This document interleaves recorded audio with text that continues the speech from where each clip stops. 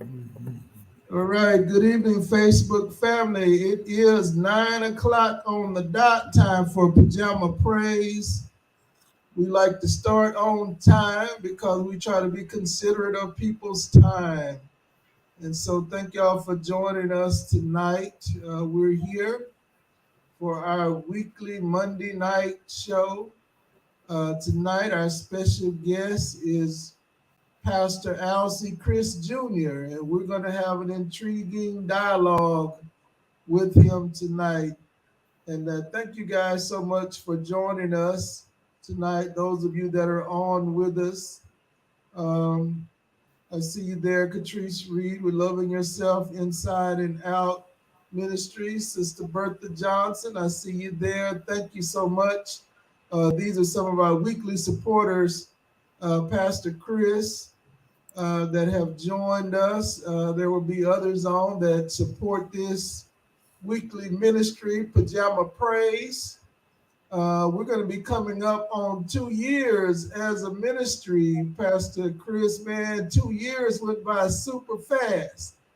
And so we're coming up March the 30th, will mark 2 years that Pajama Praise has existed as a ministry. I see you there, Sister Yolanda Hammond Dixon. This is one of my favorite singers, great worship leader. I see some others there. But listen, we're going to go ahead and get into our interview tonight. Pastor Chris has some incredible information. You are going to learn some things tonight. Take out your pad and your pencil or your computer or whatever way you take notes, because Pastor Chris is going to teach us some history tonight. And so before we get going with the interview, Pastor Chris, will you offer us a word of prayer? Yes, let us pray. Creator God, we thank you for this evening. We thank you for all who are listening. We thank you for this ministry, almost 2 years, and we know that you have blessed it. We ask that you open our hearts and minds to receive a word from on high and bless us as we discuss some things. In Yeshua's name we pray. Amen. Amen. All right, Pastor Alcee Chris, thank you so much for taking out your time to be with us tonight. I see you there, Sister Naomi Hill, Brother Thaddeus Earl Faulkner. Thank you for joining us. I see you there, my classmate, Sister Jackie Foster Kelton. Thank you so much. Thank you guys so much. I really, really appreciate you supporting this ministry. Pastor Chris is not only a preacher and a pastor, but he's also an educator. And so I have an opportunity to work with him on a daily basis. We try to impact the lives of some middle schoolers, man. And until you worked with a group of middle schoolers, man, that's a different ball game from elementary and high school students. That middle passage where they're trying to find themselves, Pastor Chris and I do that on a daily basis. And so, Pastor Chris, let's go ahead and tell us where you were born. Tell us where you're from. Okay, but first I would just want to say thank you for Sure, inviting me on the show tonight. sure. Okay, but I was born in New Orleans, Louisiana. All right, New Orleans. Yes, sir. Okay. And which area of New Orleans? Are you from the West Bank, uptown, back of town, the east? Pontchartrain Park. Pontchartrain Park. And where exactly is Pontchartrain Park? You know what Southern University in New Orleans is? I have an idea where it is. Yeah, it's in Pontchartrain Park in that community. Okay. And so now you were born there, but you didn't stay there, did you? No, we moved to Chicago when I was 2 years old. Okay. Yes. And so tell us about growing up in Chicago. To be honest, it was rough, but I was sheltered. I was kind of sheltered, so I was around it, but I wasn't involved in it. Okay. And so tell us about your education, your school years there in Chicago. Okay, I started school at Resurrection Lutheran School. It Mm-hmm. was a Black Lutheran church. It had a Black minister, and they had a school. We went from kindergarten to 8th grade. Mm-hmm. I started school there, and in 5th grade, I transferred to public schools. Okay. Went to Charles Richard Drew Elementary School, and by the time I started 6th grade, I was back in New Orleans. Okay. Okay. And Charles Drew, that's the person that um, Blood plasma. blood plasma. Yeah. Yeah. Mm-hmm. Okay. Yep. And so during the time when you were in Chicago, now you and President Obama didn't attend school together, did you? Oh no, no, I'm a little older than Obama. Okay, okay. And so y'all moved back to New Orleans Yes, sir. from Chicago. So you were in the Uh-huh. 6th grade. And so what was that experience like going from the Um, north back to the south? um, in the South, racism was a lot more prevalent. You know, not that it wasn't in Chicago, but nobody would see you walking down the street and stick their head out the car and call you the N word or anything like that. Oh wow, okay. Yeah, yeah. I didn't experience that until I moved to New Orleans. To be honest.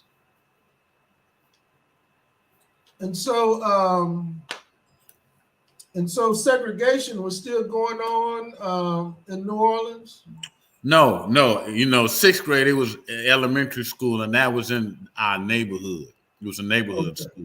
okay, But when I went to junior high, when I went to 7th grade, it was integrated. And the high school I went to was integrated. okay. So were y'all bused at that time? Yes, sir. Okay. Yes, sir. Hmm. And so where did you attend middle school and high school? I went to Capdo Junior High School. I went Mhm. to Kennedy High School. In Kennedy High School, yeah. Okay, does that school still exist? Kennedy, yeah. It was actually the physical building was destroyed during Katrina, but they've rebuilt it and put it, in the same general vicinity, but they moved it. Okay, okay. And yeah, and so you grew up at a time when they had to integrate the schools. And so what was your community like? Was it an integrated community? Well, no, it was segregated. Pontchartrain Park is like a historic. They're trying to make it a historical Black community. Okay, I don't know if you know the actor. I can't think of his name. His name is Stacy Pierce. okay. No, Wendell Pierce. Wonder Pierce, yeah, yeah. Yeah, yeah. He grew up. I guess he's about 6 or 7 houses from me. Okay, He had a brother my age, but he was a little bit younger than I was. okay. Yeah, Wendell Pierce was in The Wire. Yep. One of the detectives in The Wire. Several You other movies. get on the bus, Get on the bus. Yeah, yeah. and he was in that movie. Well, it was. He was Leela Roshan. That's her name, Leela Roshan. Yeah, yeah. His girl, remember? What was the name of that movie? Oh yeah, I know what you're talking about. Whitney Houston was in it. Waiting to exhale. Huh? Waiting to exhale. Right. Yeah, he Yeah, was in yeah, that also. yeah. Yeah, Sure he's been in a was. lot of movies, in his Uh-huh. career. Yes, yes, sir. Well, and so tell us about your home life. What church and what denomination did you grow up in? At first I was a Lutheran because it's just at the end of the block. In New Orleans, my people were Methodists, United Okay. Methodists. Okay. As a matter of fact, they were two of the founders of the church. They had the first church meeting at my parents' house. Oh, okay. So, we had, when we left, that had already been established. The church was already established. So Okay. when we came back, we just went right back to that same church. Does the church still exist? Yes, sir. And what's the name of it? Bethany United Methodist Church. Okay. All right. Bethany United Methodist Church. I see some of our members from Bethany Baptist Church in Dallas on here. Reverend Jonathan Easley and Sister Naomi Hill. I see you there. I see you there Elder Lisa Ross Moses. I see you there, Brother Albert Joe Reed from Killeen, Texas. And one of my favorite musicians, Sister Valerie Campbell. I see you guys there. And so let me ask you this, Pastor Chris. So you grew up United Methodist. You grew up in the historical um, church. So did you remain United Methodist? No, I'm not even. I'm non-denominational now. Okay. Did you ever venture off into any other denominations? No, I've tried. I tried to get on with the Presbyterian Church, but that's Okay. about it. Okay. But that's interesting because I don't personally know many Lutheran African Americans.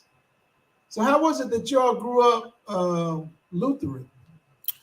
Well, the church was. I was on one end of the block and they were on the other end of the block, so it was just natural. My grandmothers and all of them, they went to a United Methodist church. Mm-hmm. But since it was so close, we just went down the street. So convenience.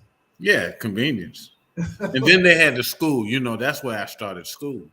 Okay. They had the school there also. Okay. And so while we're talking about that, so what is the difference between Presbyterian, a Lutheran, United Methodist, and a Catholic church? Well, the Methodists and the Presbyterian and the Baptist, all of those considered Protestant churches, meaning they're not Catholic. Right. So it's really not a whole lot of difference. When I went to from the Lutheran church to the Methodist church, it wasn't, the doctrine, it's really not a whole lot of difference. Mm-hmm. So pardon me? And so in the Lutheran church and do they repeat the Apostles' Creed in the Lutheran and Presbyterian church? Yes, they do. When I was there, they did. Okay. The Apostles' Creed, yes. Okay. Yeah, I knew that similarity existed. So who were some of the early influencers of your life? I would have to say my grandparents and the pastor at this Lutheran church. Okay, so tell us a little bit about them. Well, he founded the church. He was kind of, in a way, a little bit ahead of his time because he refused to let us celebrate Halloween.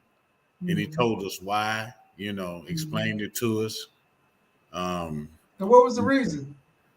It's pagan. It's actually a day to worship, the devil. That's why even in churches today, they won't say Halloween. They'll call it a fall festival or something like that. Yeah, I know in that area they have, like, the day after Halloween, they have All Saints Day. Right. Mm-hmm. Yeah.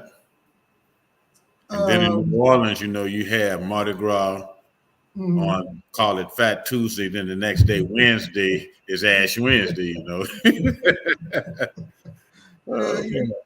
do it up that Tuesday night, and night they clean the streets up and you head to church. Okay. Right, exactly.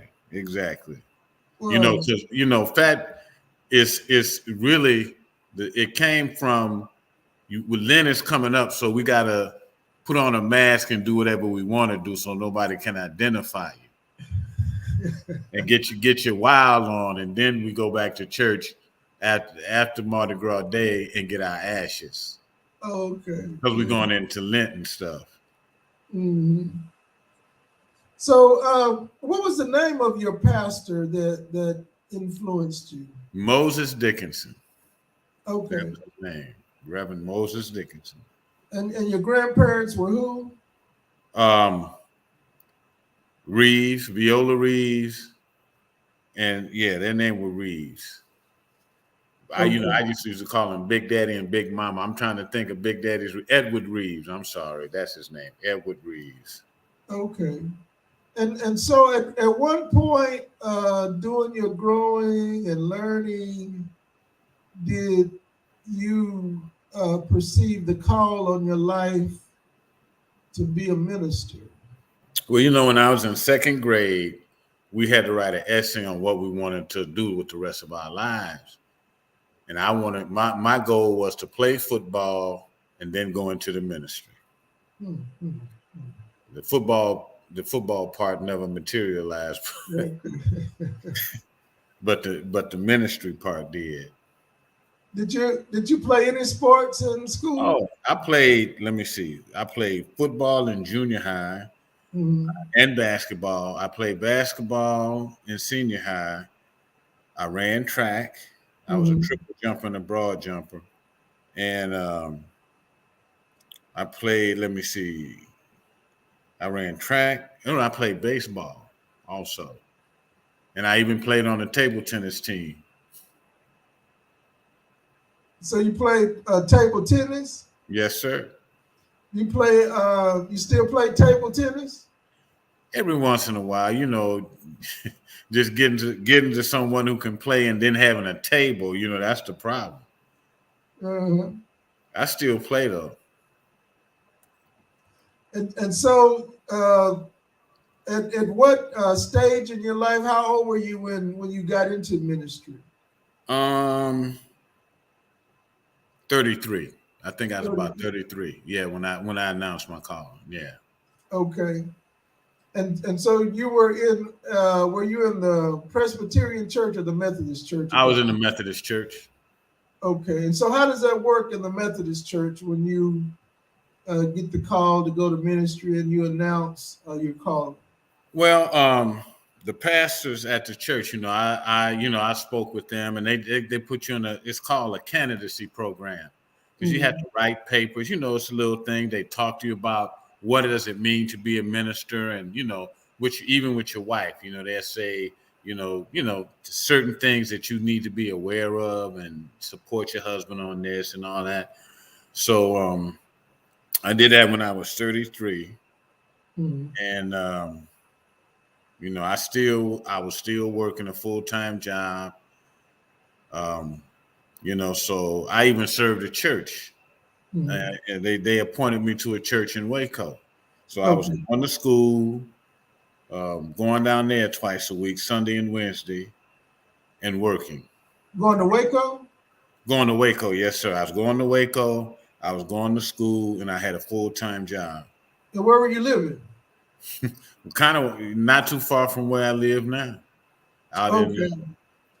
Yeah. And so when you announced your calling, you were already in Texas? No, when I announced my calling, it was something that it was like kind of tearing at me. I couldn't really rest because it was time to go. Except I didn't have a mama telling the servants to pull up the water pots. You do whatever he tell you to do. Yeah, right. There you go. So I guess what I'm trying to so we jumped from New Orleans to Texas. Now what happened in between you leaving New Orleans and coming to Texas? Okay, in New Orleans, I graduated from Southern University in New Orleans. Okay. And I got a fellowship to go to Oklahoma. Okay. And I had a choice of what I wanted to go into, so I picked environmental science because I had to, my bachelor's degree was in biology and chemistry. Okay. So and I chose that, and I graduated from the program. I worked maybe about a summer of 5 or 6 months at the environmental lab. And I applied, I was applying for work in Dallas, and a friend of mine who had gotten a job in Dallas got another job, and he recommended me for his old job, and I got that job. Okay. And that's what moved me to Dallas. So tell us about you and the environmental science, because that's quite interesting. Looking at your bio, and you're greatly well experienced in environmental science and safety. Tell us about that. What I majored in is called industrial hygiene, Okay. and a lot of people don't know about that. But it's a kind of a safety engineer, safety and environmental engineer. Uh, Mm-hmm. we took courses on how to air sample and all that stuff. And the job I got was the company that I got to Dallas, Texas with was an environmental consulting company that had a contract to do field work for EPA Region 6. Okay. So I did that almost 6 years, and then me and some other guys started our own business for about 2 years, and then I went back. To work at the Dallas Market Center. You know, when I was reading your bio, on there it said that you were uh, a part of the North Texas Clean Air Coalition, or Yeah. What's that? The COG, the North Texas. COG. Yeah, Yeah. yeah. Yes. Go ahead. So about 20 something years ago, I was actually on the executive committee for the North Texas Clean Air Coalition. Yes. Yes. Yes. That And was. we met in was it Plano or somewhere? It was either Plano or one of those Carrollton or something. Is that where y'all met? No, we met. We used to meet at the North Texas Council on Governments building. Okay, in Arlington. Yeah. Yeah. Okay. Okay. Okay. And so what made you want to major in what you majored in? Well, when I when I went to the school, I had an interview with my professors, and I just asked them. I said, "Hey, where's the need going to be in the future?" And they told me, "Hey, industrial hygiene." And then I asked them, do you know what the attrition rate is? And he said, "Oh yeah, it's about 40%." And I knew better than that, so I just said, "Well, I feel sorry for the people who are not going to make it." Wow. And so you went from New Orleans to Oklahoma. During that time, you got the call to preach, and Well, so what happened is I got married, okay, and when I graduated, and the marriage really didn't work. We were married and divorced within a year. okay, But that started me to thinking about when you have a devastating event, you turn to God all of a sudden, mm-hmm, mm-hmm, And I did, I said if I'm gonna be a Christian, I need to know about the religion, because I felt that there's a lot I didn't know.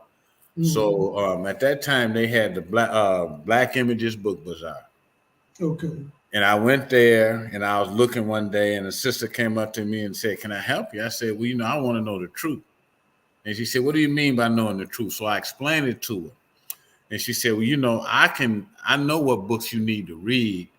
mm-hmm, And I recommend you read this one first. And when you finish reading it, come back and talk to me." mm-hmm. So she gave me a book. I bought a book from him, read it, went back and talked to her. She said, "Okay, you ready for the next book? Read this one and do the same thing."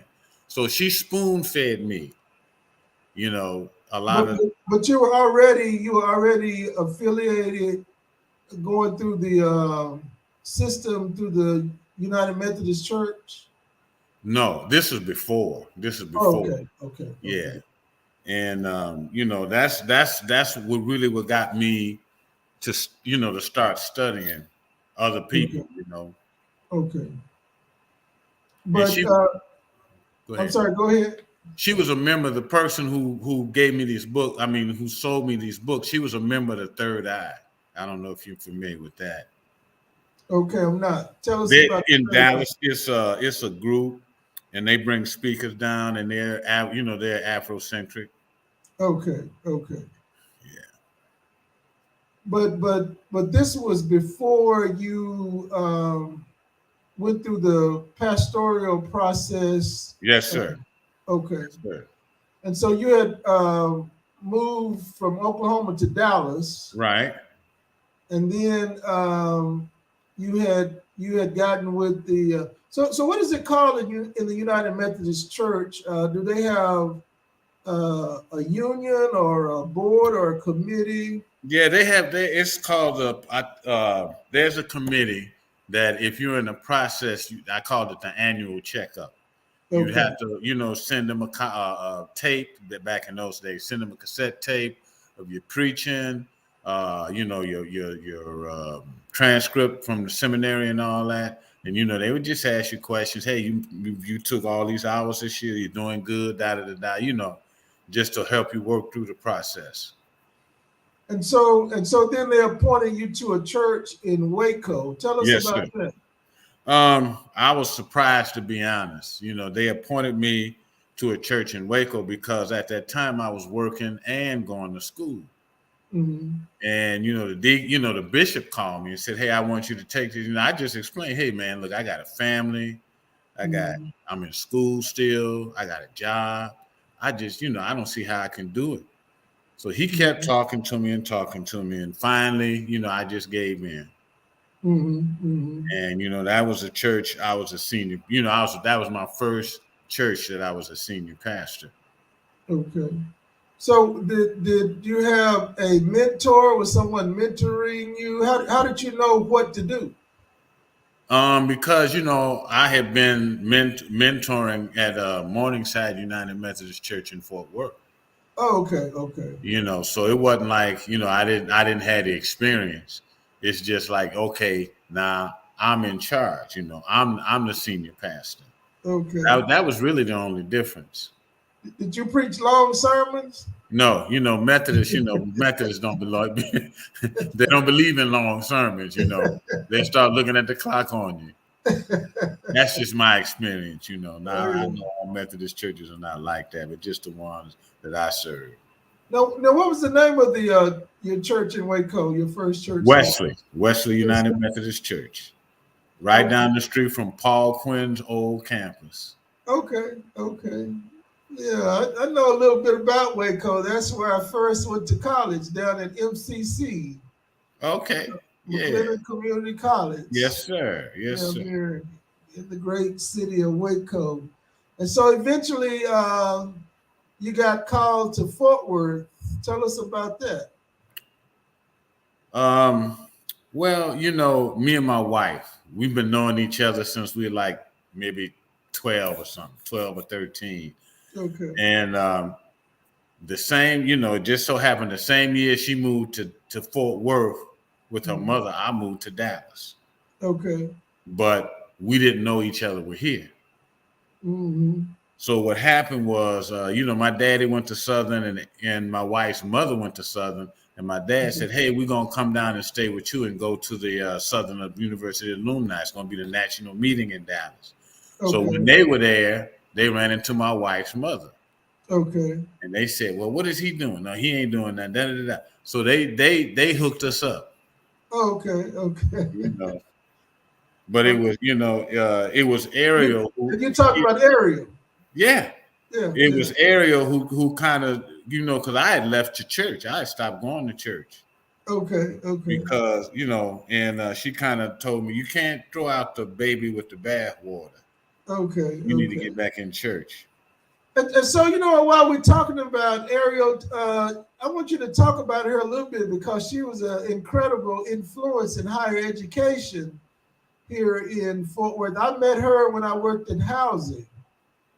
She did a lot of things with the learning centers at Tarrant County College Learning Center. And they tell us about the scholarship they have named, not only a scholarship, but a yearly conference they have named for her. Yes, well, she was well, they've changed the titles. But when she was working there, she was the assistant dean of continuing education. Mm-hmm. And as such, her boss, had read an article about in San Antonio they have a African American business conference. He said we need to do this up here, and he gave it to Ariel. So she and people in the community pulled it off. It went well. So every year after that, they had it, and when she transitioned, they named the conference after her. Yeah, I know each year it's a pretty big conference. I think I've had the opportunity to attend once, but it's a pretty big conference they do every year.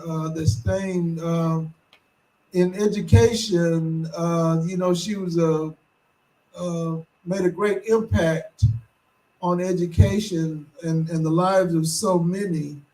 And so you and Sister Ariel met, and so how did so you were pastoring and you had stopped pastoring? Is that what it was? No, I wasn't pastoring until really the same year I got married was the same year I announced my calling. So really, I had done a lot of research, and I went when I went to seminary. I knew, I knew what I know now. Okay. And so how did you get to Fort Worth, Pastor? Oh, how did I get to Fort Worth? Well, me and Ariel got married, and I had a house in Richardson. Okay. And we wanted to move into a more rural area, but at that time it was the superconductor and super collider was in South Dallas, and all the real estate had just shot through the roof. So that started pushing us west, and that's how we kind of ended up in Fort Worth. Okay. And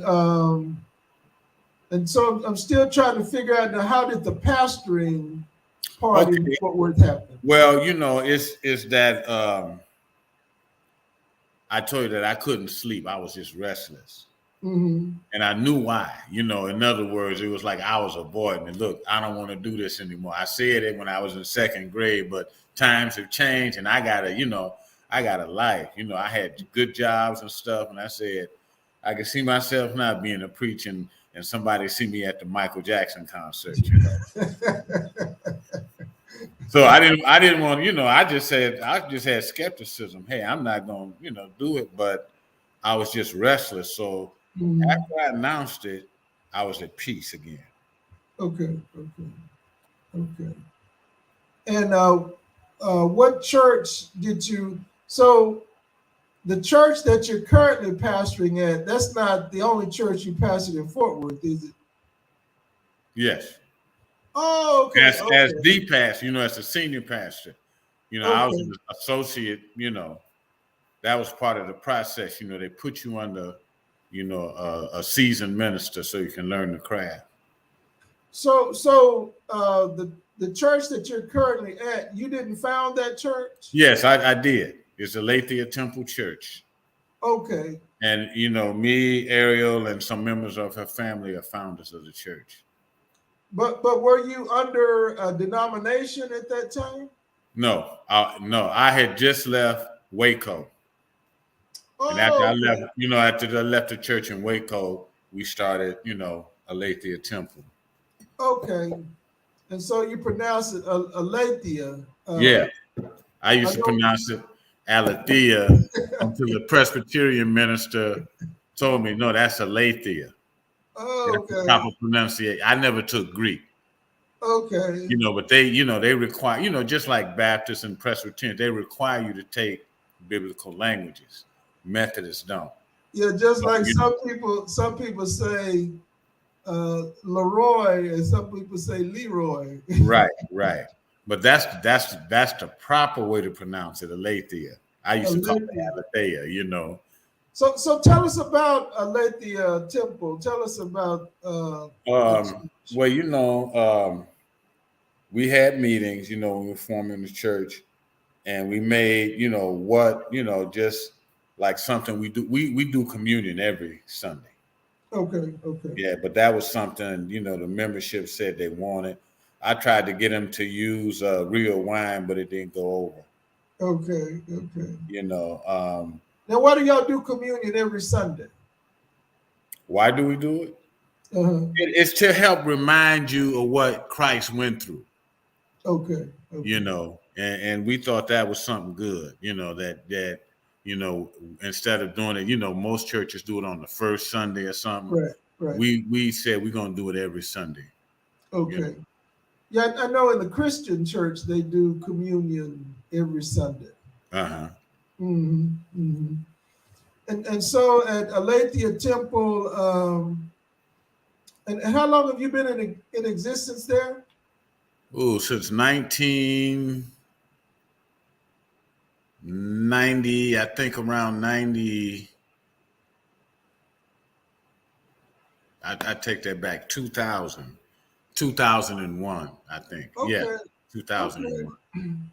Well, I didn't realize that y'all had. Now y'all weren't on Village Creek for that long, have you been? No, we were meeting. We met at we were renting a Presbyterian church had a hall we used to rent, and we had moved over right off of Brentwood Stair and 30, Hmm.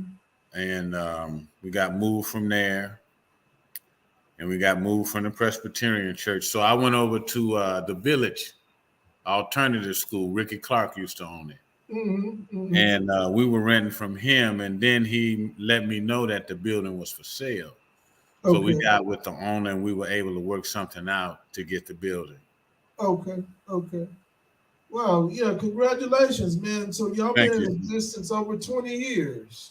Yes, sir. Yes, sir. And so tell us about your, and this is going to kind of be the meat and the heart of the interview, Okay. your African studies. And we're going to talk about your book, A Walk Through the Valley, the prevalence of people of African descent. I'm going to hold this up Uh-huh. so people can see, so people can see the front of this. So tell us about that because, man, this is some interesting information.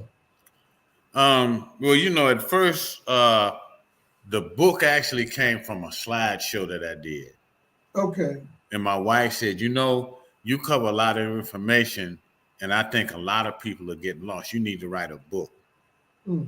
And then she passed away before I wrote the book.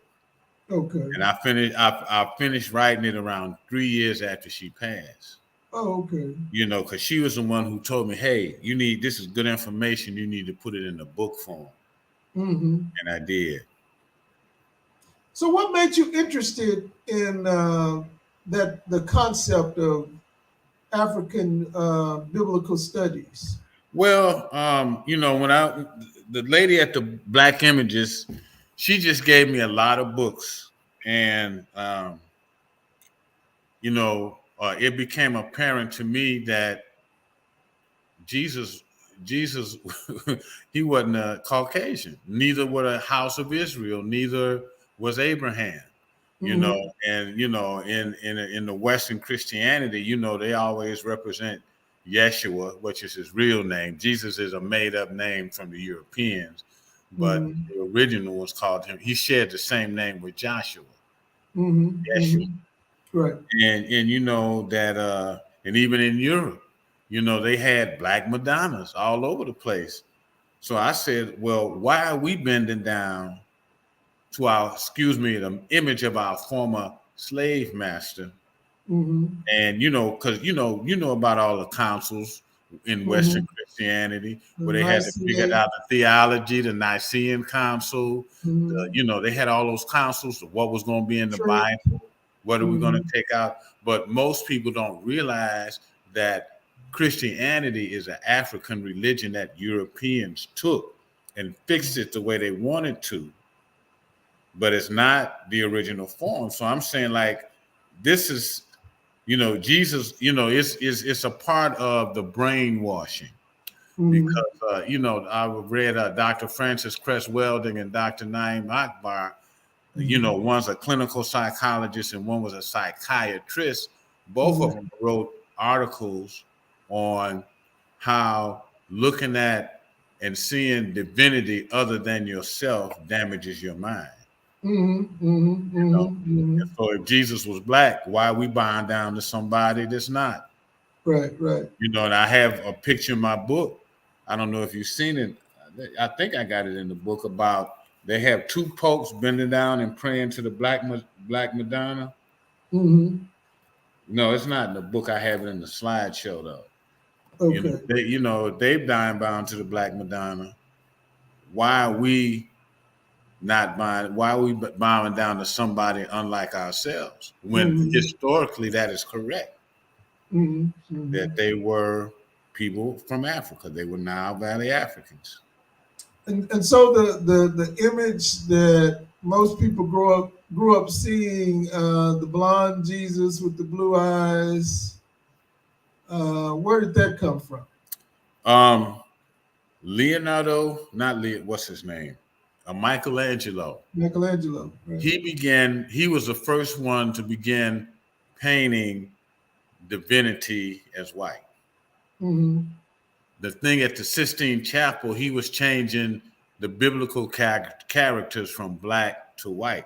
He and Leonardo da Vinci started that trait. Mm-hmm. And so, in the book, you can see I have pictures and pictures of Black Madonnas throughout Europe, Mm-hmm. Mm-hmm. you know.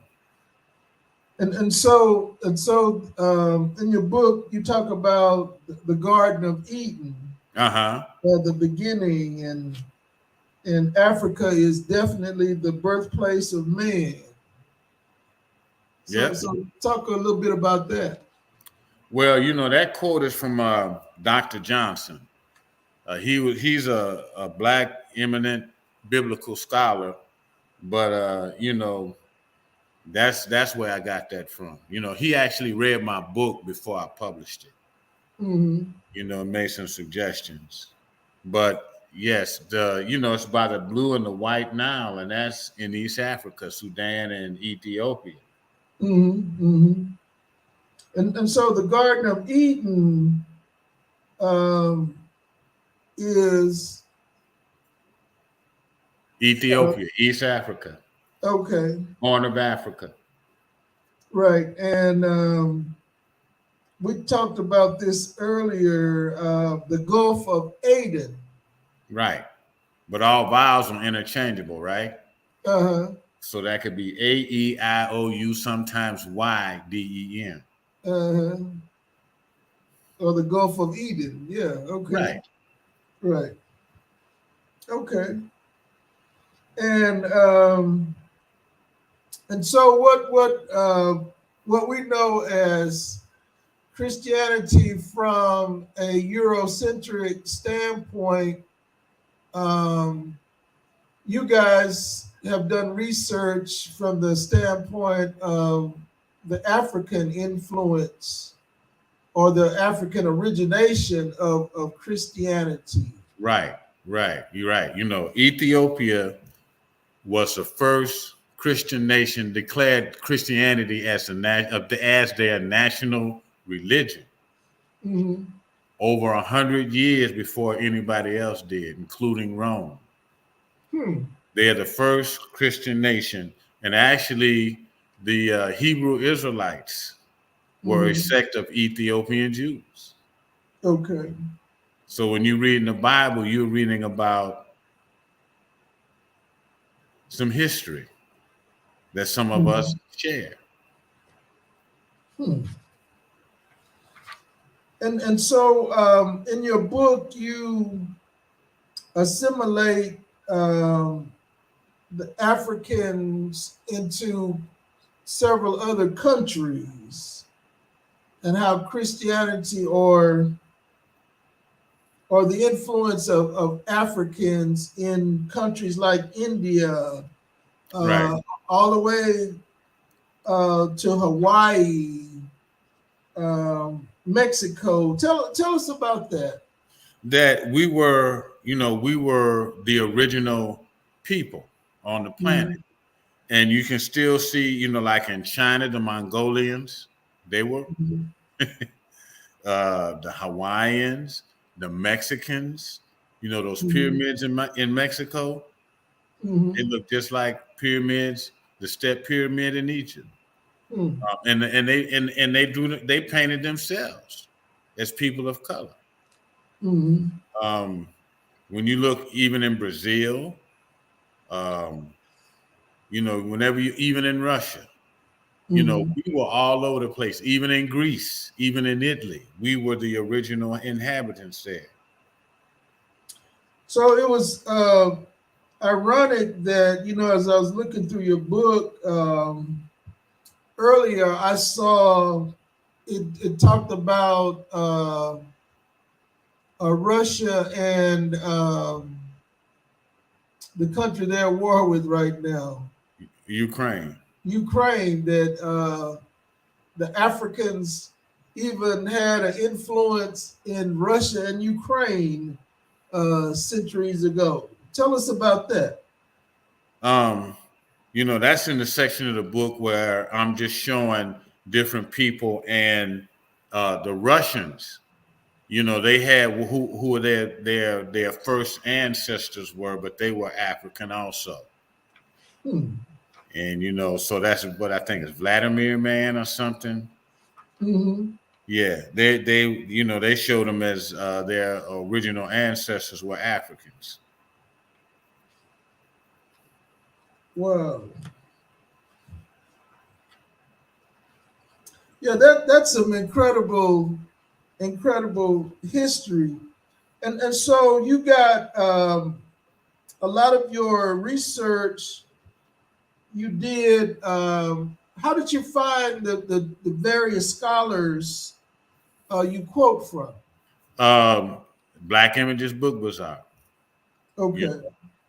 Most of those books, a lot of books that I've used and read, you just can't find at B. Dalton or any. You pretty much have to go to a black bookstore.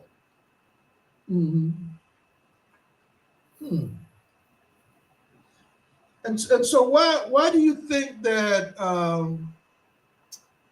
the idea of the African influence on religion, society, and cultures, why do you think it's been so greatly ignored? Just like, did you know about the Trail of Tears? The Trail of Tears, I've heard of it. Okay. Have you heard about the Bloody Summer? I think it was in 1929. I think, I'm not sure. I know it was 1920 something, Mhm. where it was a summer that they had massacred all over this country in the South, black people. Mhm. But why isn't that in the history book? Mhm. Why isn't the Tuskegee Airmen in the history book? Mhm. Mhm. It's so many things. They try to discount us. For instance, do you know that a black woman invented GPS? Yeah, I think I heard that. I heard Did you, that. did you know a brother invented the digital cell phone? Yeah, I heard that too. Did you hear that a Nigerian mathematician came up with the 0 1 code that they use in computers today? No, I didn't hear that. Yeah, you see, I mean, there's so much that we've done that is suppressed. Mhm. Like and then they want to know why do y'all want critical race theory? Mhm. Because Mhm. you need to know that cell phone you got was invented by a brother.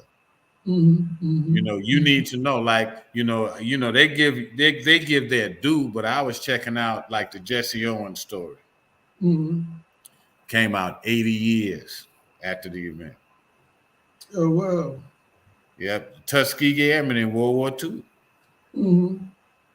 A lot of years after they had done those magnificent things that they let us know, because you would have known if you studied Black history. Mhm. But if you Mhm. don't, if you just subject to what they teach you at schools, you will never know about a whole lot of things. Like, Mhm. you've heard of the Arawaks? The Arawaks? Yeah, No, I haven't. they were a Native American tribe Okay. that got wiped out. They say 5 to 10 million of them got wiped out. And that's when they decided, oh, well, let's go to Africa and go give it to the Portuguese and buy us some slaves. Hmm. Like the Tasmanians, you've heard of the Tasmanian devil, right? Uh-huh. The Tasmanian was an indigenous tribe of either Australia or Austria, but they were Okay. wiped out. Hmm. Wiped out. They no longer exist. Well, so in essence, a genocide. Right. Mm-hmm. I mean, Western Christians now this is I could give you a source for this, but Western Christians have committed more murder, genocide, and all that kind of stuff than any other people on earth. Hmm. Yes. Because Hitler was a Lutheran. Okay. Stalin killed over 20 million. Leopold and what's his name? Um, Cecil Rhodes that Mm-hmm. Rhodesia, they killed millions of Africans. But they Mm-hmm. don't tell you that. You don't know that. They don't tell you about like the Opium Wars, where they were trying to destabilize China and they started pushing opium to their children. Hmm. You don't know that, do you? You I don't know do. that. You don't know that Native Americans were given blankets infected with smallpox virus. Hmm. We could talk all day about the atrocities that they've done, but they have committed more murder than anybody in the history of humankind. And and and so a lot of this came through the Christian church. Right, right, because the Catholic Church benefited off the Holocaust. Mhm. Well, yeah, that's a lot of history, and That they just want to keep under wraps because mhm, they pushed if you notice they pushed themselves out as being holy and all that. But mhm. and they show us whenever we make a mistake, you know, they parade us. We're all in the media, Mhm, mhm, but they don't. It's just a, um, a perpetuation of a certain stereotype. Because so they don't realize that you are you are giving people an image of me that when I mhm, get in the elevator with a lady, she's gonna move her purse to the other side. Why? mhm, Because she thinks she saw it in the movie, so it must be mhm. true, right? Well, I see it on the news every night. They got Pookie and Ray Ray because they robbed a 7-Eleven. But you very rarely like there's a Rhodes Scholar at TCU. He's a football player. mhm, How come he not in the news? mhm, You know what mhm. I'm saying? So they kind of hide the good things that we've done. That kind of aligns with. I started looking at this concept of microaggression, Yes. where things are done consciously and subconsciously. Right. To people of color, women, Yep. um, in the workplace, in the Yep. culture, where certain things are done and said, and sometimes it just becomes a part of the culture. And sometimes people know they're doing it, but more or less, it's so ingrained in the culture Right. that often people don't know they do it. They just do it because that's the way it's been done. Right. Right. Not realizing, the effect that it has on the person, the Hmm. other person.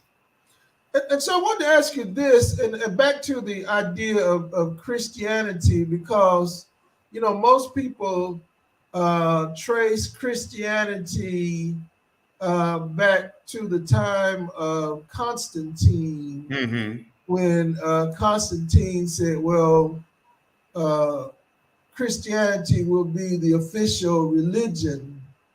Right. But in your studies, Christianity existed. I know in the Bible, in Acts, it talks about they were first called Christians at Antioch. And so how does that coincide with the African studies on Christianity? It's the same, I wouldn't disagree with that. Mm-hmm. Because if you read, some other sources, they were called followers of the way, Right. and then they became Christians. Christians, right. Yeah. Yeah. And, 'Cause- and I think the question even then is, well, who called them Christians? That's always the question. Well, they were first called Christians at Antioch. Well, who first called them Christians? Right. Because people forget that early Christians were persecuted because they were thought to be a danger to the empire. That's why, it said, oh, you a Christian, well, you go get in there with the lions. They felt that they were doing God a service if they killed you. And so in your book, you do allude to the origin of the Christian church. The oldest, most continuous form of Christianity is the Orthodox Coptic Christian Church. The church was located throughout the Nile Valley from Ethiopia to Egypt. Yes, Dr. Ben, he had quoted a Christian history book or something. And he would, and that's he just he knew that because he was an Ethiopian Jew. Ben, but he had to quote somebody else to make it legitimate. So he just went to a Catholic, some kind of church history book, and it said that the Ethiopians were the oldest Christian nation in the world. And they have really some real nice churches in Ethiopia. Rock churches is what they call them. They were carved out of the side of a mountain. Yeah. And also in one of the parts of your book, you note that the word Christ, the Greek word Christos, is an incomplete translation and comes from the Indian word Krishna and means the black one. Yes. I got that from Dr. Barashango. That preacher, I've read pretty much all of his books, but he brings that fact out. And so some of the Pharisees believed that he was a Samaritan. Really, Herod was a Samaritan. A lot of people, you've heard of the Maccabees, right? The Maccabees fought a guerrilla war against the Greek Empire. Okay. But they were being given arms and support by the Romans. Okay. So when the priesthood defeated Greek, then Rome comes in to say, hey, you owe us war, you got a war debt. You got all these supplies we gave you, you got to pay for them now. And they didn't have any, so they said, oh, we don't have the money. They said, that's okay. We'll put soldiers here and tax you until you pay off your war debt. That's what was going on when Jesus came. So I have a question. So you brought up the Maccabees, and so in church history, we dealt with the Maccabean period, the intertestament period, from where Malachi left off, and then all of a sudden, the Bible picks up at Matthew. Right. And so even through that period, what was it, about 600 years or 400 years? Have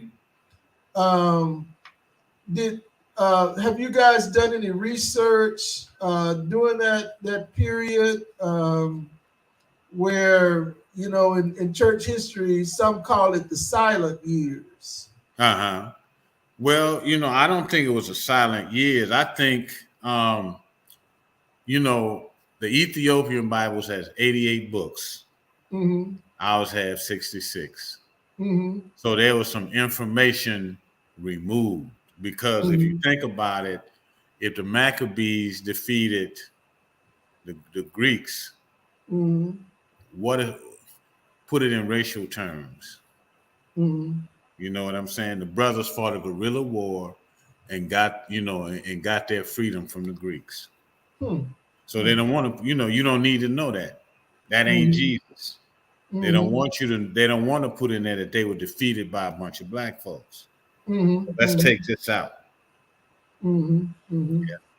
Wow, man, that's some interesting history. Sister Claudia Williams asked, "What is the name of your book?" It's called A Walk Through the Valley, the Prevalence of People of African Descent in the Bible. And how can people get a copy of your book? Actually, I'd prefer, you can get it off of Amazon, but I prefer, you get in contact with me, and we can work it out like that. Okay. And what do you suggest that they inbox you or message you on Facebook or? They could either message me on Facebook or I don't care that, I hate to put you out there like that. I don't care if they call you and you forward the information to me. I didn't mean to put any more work on you. They better message me too, because if they call me, they're probably not going to get through because I do not answer the phone, Uh-huh. I have one, but if my children call, I'm going to pick it up. Other than that, I hear you. I hear you.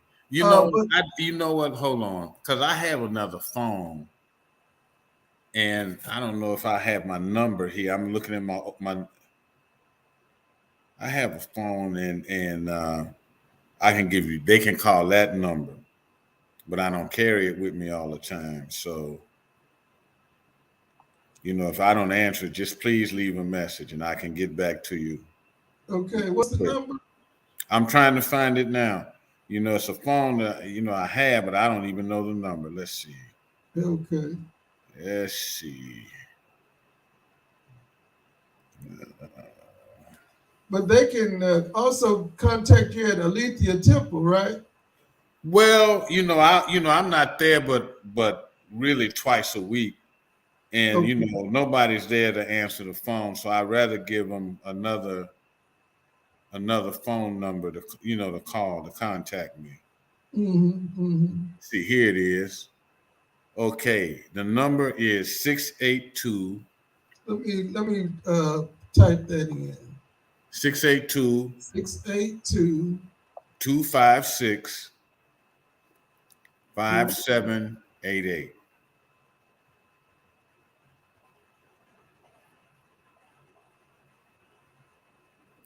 Yes, and they can just call me, and we can work out arrangements to get it to them.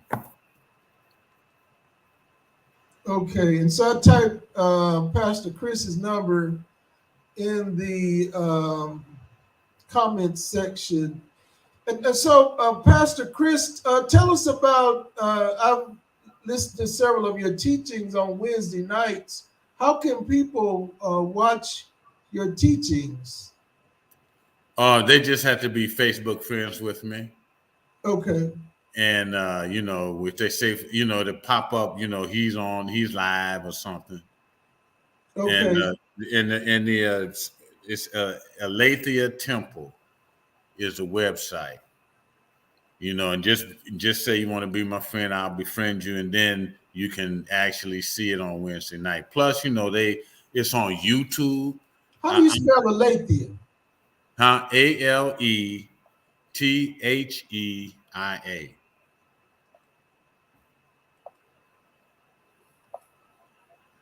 Let me spell it again. It's Aletheia.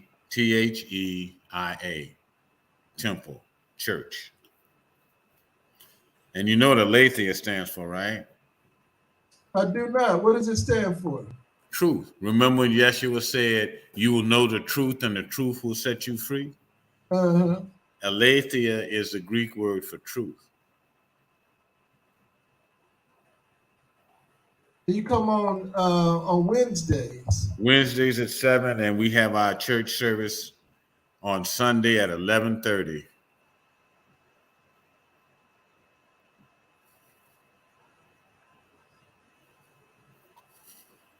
Okay. And so those of you that are on with us, I typed that information in the comment section. But Pastor Chris, man, this is interesting. You know, some people are afraid to study anything other than what they've been taught. You know, if it's not in the King James version, and if they didn't study it in Sunday school, you know, they're afraid to look at any other idea. But I encourage people to learn, because God is a universal, eternal God, Right. that is bigger than our denominations, you know. Right. And so it's good to have another perspective and understanding of how God also moved. I mean, yes, he did this, but he also did that too. Right. And so I think this is an incredible book, A Walk Through the Valley, the prevalence of people of African descent in the Bible. You know, I know just from my readings, you know, I knew that Moses' wife was Ethiopian. You right. know, Moses' wife, and then you know there's the story of the man who helped Jesus bear his cross. You know, he was acknowledged as being a black man. You know, but Yep. from your studies and from your writings, there were a bunch of as if I could say it this way, black folk in the Bible. Right. It's a beginning, you know, you can start off with Adam and Eve, or you can move down to Abraham. You know, even Moses, you know, because Moses, you know, they had put out an edict, you know, kill the Hebrew boys, right? So if Moses was actually living in Pharaoh's house, how come he didn't know he was a Hebrew? Did he look? Did they look like? Did they look alike? I think they did, because even when Jacob sent his sons into Egypt, remember Joseph was a prime minister. He had some kind of high public office. Um, um,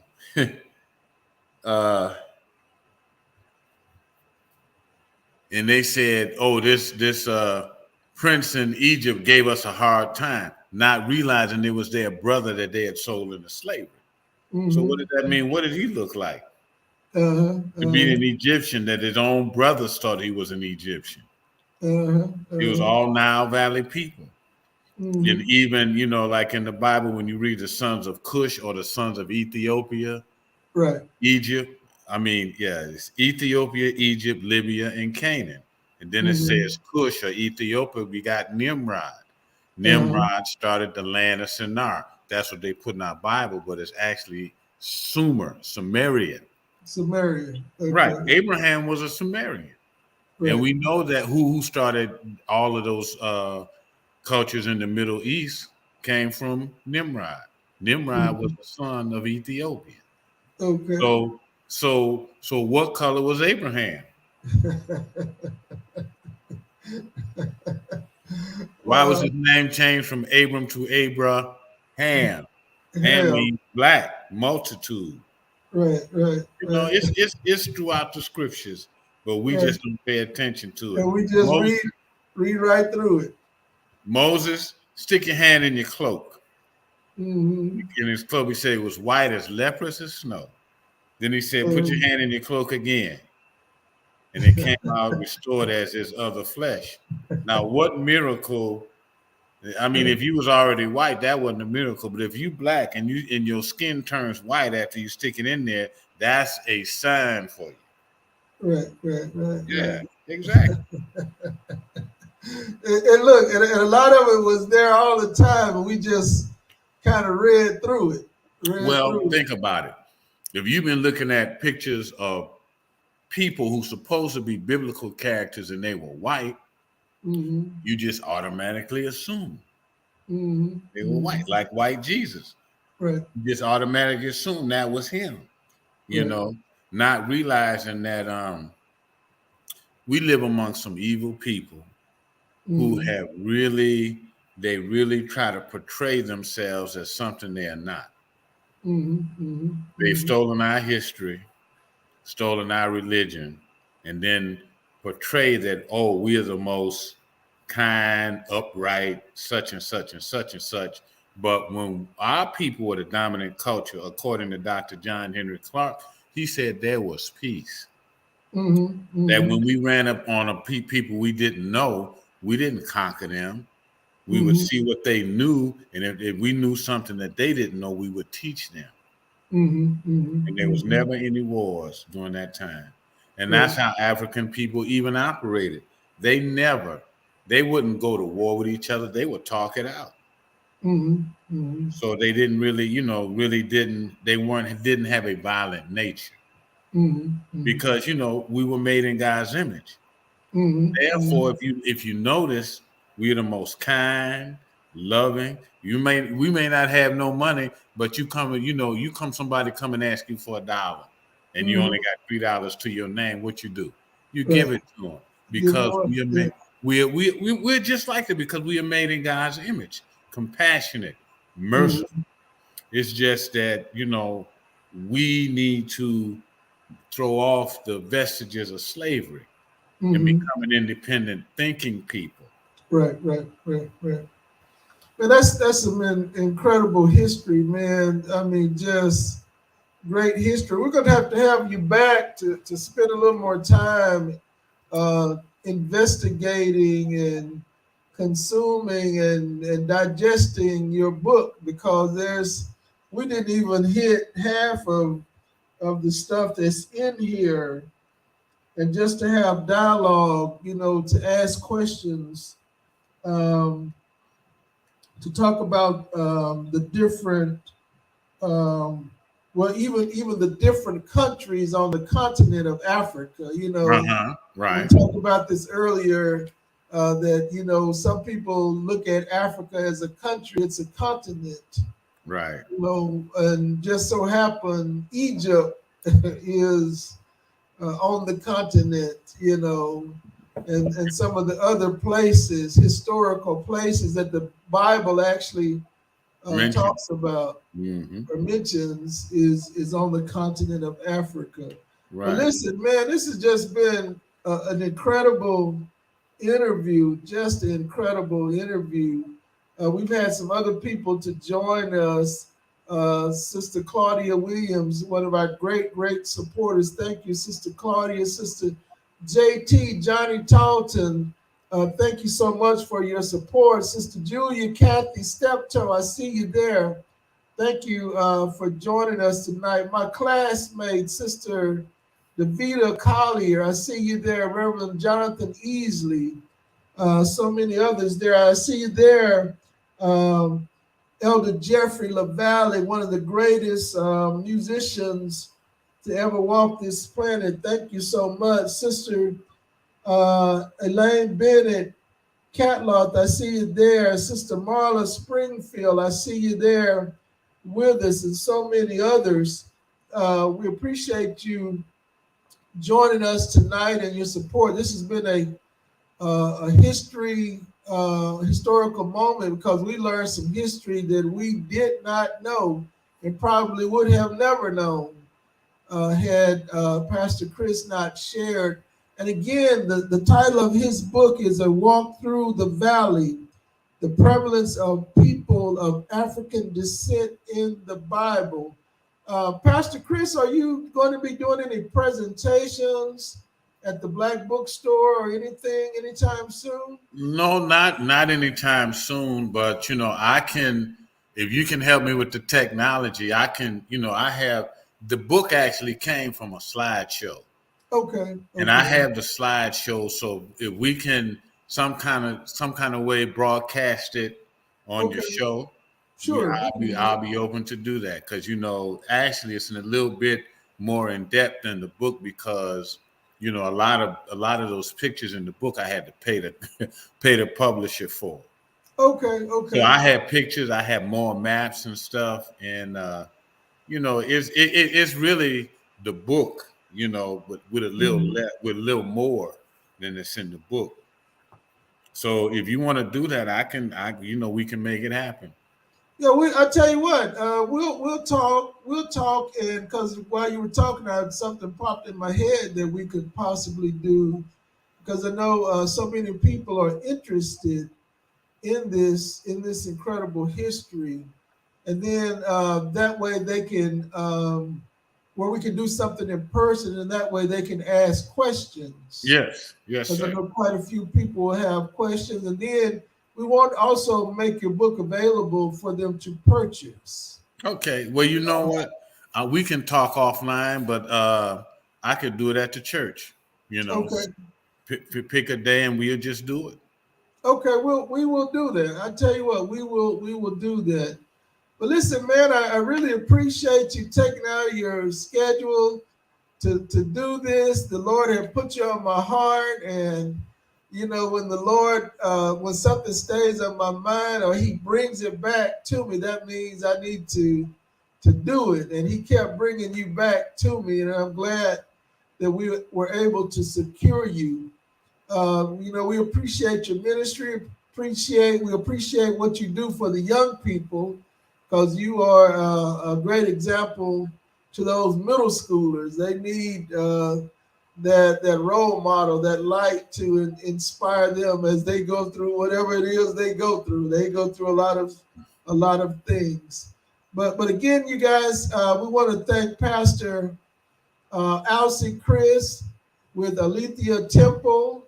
And what's the address of your church? It's 2700 Village Creek Road. His church is at 2700 Village Creek Road. It's on Village Creek between Berry and Ramey. Between Berry and Ramey, over in the Stop Stop Six. Six community. And so, if you ever get a chance to visit him, he would be glad to have you. And so we're at the end of our show. Pastor Chris, if you will give us a closing thought, and we're going to sign off. My closing thought is, it's good to maybe to know this information, but to me, it's more about you realizing that you have a special place in God's kingdom. Even if you read the Bible and know what you're reading, it said that if you are disobedient, I'm going to scatter you throughout the earth. Mm-hmm. And we are scattered throughout the earth. And so, which to me makes a call that we have to become what God called us to be. We're supposed to be God's ensign on this earth to bring righteousness, because God told Abraham, your seed will be a blessing to the entire earth, and we are. But we have been brainwashed into thinking that we are not. But if you know that God has a special purpose for you, that we are highly spiritual people, that we need to act as if we were highly spiritual people. And because I'm not blaming us, I'm blaming on the way that they have presented things to us, not telling us our history, not knowing that all of the Jews in the scriptures were of African descent. That we are special in God's sight, and we have to begin to see ourselves as such and become spiritual, become more spiritual, because that is where our power resides. And I just want to thank you, brother, for inviting me on your show. I've had a good time. Sure. And we're going to have to do it again. Oh yeah. We will most definitely do this again. We will. I see you there, Sister Kimberly Agoro. Thank you for your comments. To God be the glory, Brother Bobby Cooper. Listen, y'all, just thought of something. This Sunday at 3:30, New Rose Baptist Church on the north side of Fort Worth is going to give Pastor Joe Foster an appreciation service. And so Sunday at 3:30 at the New Rose Baptist Church, Pastor Joe Foster, our patriarch, one of our patriarchs in the city of Fort Worth, we're going to honor him. And so if you're not busy, we want to see you at New Rose Baptist Church Sunday at 3 o'clock to celebrate the contributions that Pastor Joe Allen Foster has made to the city of Fort Worth, to the Metroplex, to our nation. So listen, you guys be safe out there. I know they've relaxed and said that you don't have to wear your mask. I'm still going to wear my mask. I'm going to wear it till I don't want to wear it anymore. They're not going to tell me to take it off because, you know, that's just how I feel. You can do what you want to do.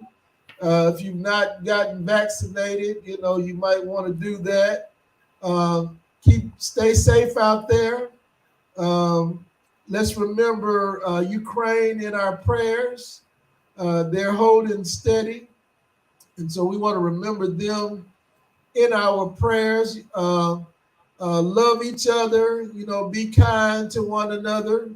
Again, thank you, Pastor Chris, for joining us. Thank you, Facebook family. Thank you, supporters who support this ministry each week through your presence. Listen, y'all be safe out there and good night.